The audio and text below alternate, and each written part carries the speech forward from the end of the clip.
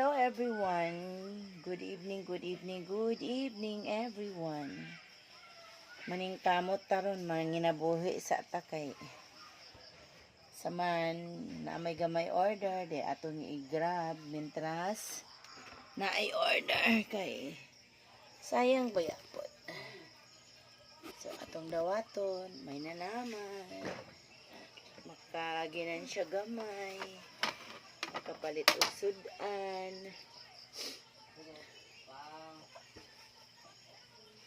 Magama de kog lumpia guys kay naami order ugma sa pondet anniversary ni siya sa mother sa mo ang maestra sa Lila High School. Daghan ni siya nga klaseng sudan pero kanira akong gipakita kaning lumpiang utan. Vegetable lumpia.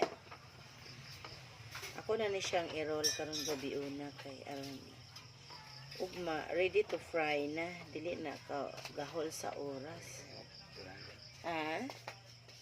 Naginlo na sa to akong bana sa isda kay kinanglan ra ba 7:30 i-deliver maning tamot na mi karon nga ma-ready na namo tanan ang amo ang mga order kay dili mi maatrasado sa oras ba.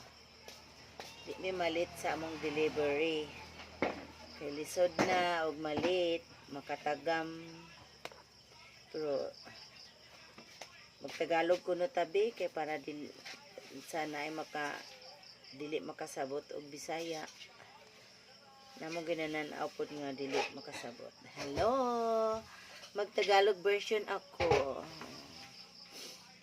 Nagbabalot na ako ng lumpia ko. Lumpiang gulay.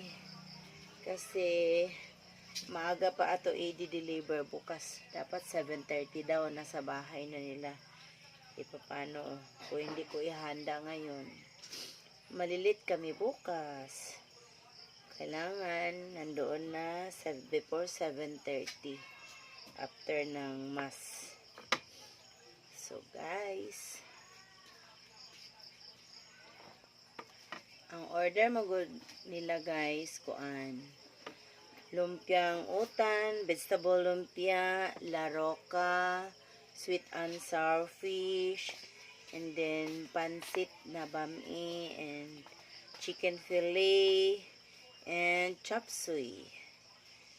O, diba madami-dami rin guys, makabili na rin kami ng ulam yan. So hindi lahat ng panahon may order, kaya habang mayroon, i-grab na natin, di ba?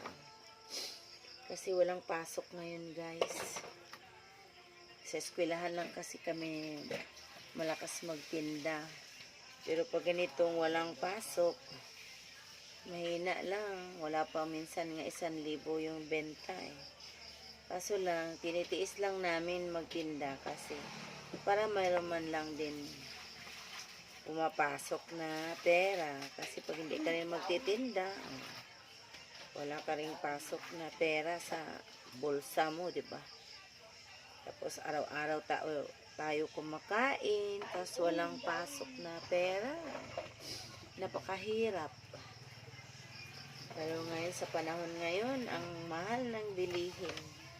Kaya, tiyaga-tiyaga lang, kahit maliit ang benta. Bawi na lang pag mayroong pasok na sa eskwelahan. Alam mo na, hirap ang buhay. Kaya konting tiis, makakaraos din. No? Ang ginawa mo dyan sa pamaypay.